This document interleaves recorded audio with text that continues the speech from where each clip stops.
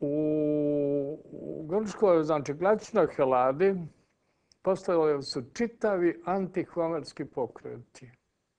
Recimo, najjači antihomerski pokret je predvodio filozof Zoilo, koji je jedan jako veliki filozof, koji je Homera čak smatrao strancem, barbarinom i tako dalje. Naravno, to su svi bagatelisali, recimo čak Platon je to bagatelisao. Platon je bio zaljubljen u Ilijadu i Odiseju, u Homera.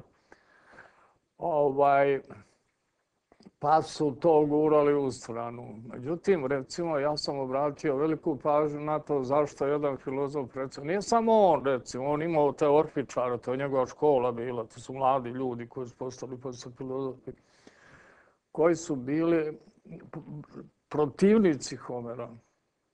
Nisu bili protivnici poema, nego protivnici imena Homera, postojanja.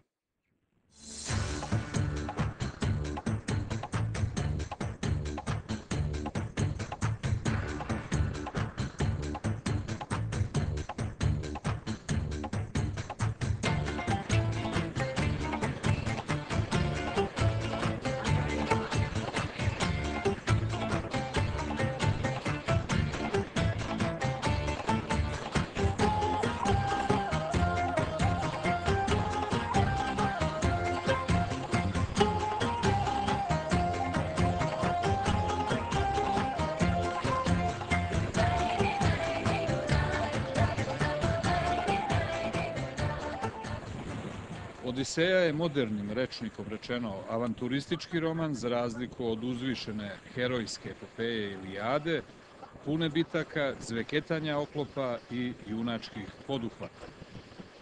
Postojanje do sada zvaničnog autora oba epa, Homera, često je osporavano, pa otuda i opravdano pitanje da li je Ilijada napisana pre Homera. Imam potvrdu u Ilijadi na svakom koraku. Kad se Hektor obraća saveznicima, kaže vi Trojanci i vi saveznici. I tamo ima masa imena naroda koji učestvuju na strani Troje, u odbrani Troje. To je recimo Likija sa čuvenim Sarpedonom, pa tu je ovi Peoni, koji tačno kažu da su 11 dana pešači dok su došli do Troje, što je nama merilo jedno, da mi možemo recimo uzeti to, znači geometrijski, uzmemo znači tu pretpostavljenu razdaljinu, pa onda merimo recimo na tom sektoru gde bi moglo da bude, ako su oni recimo krenuli od Velesa tamo otprilike u Makedoniji, jer su tamo Peoni bili, zna se da je njihova država bila na Vardaru.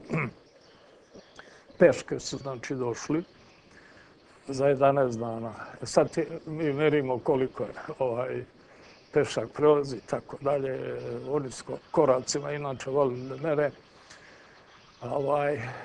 Tako da to nam je instrument koji nam može otkrije puno znači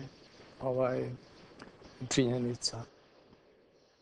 Doktor sa Sorbone Milan Ristanović, profesor uporedne lingvistike u Francuskoj, u svojim istraživanjima dokazuje da Homer nije postojao i da su oba epa prevedena na grčki jezik.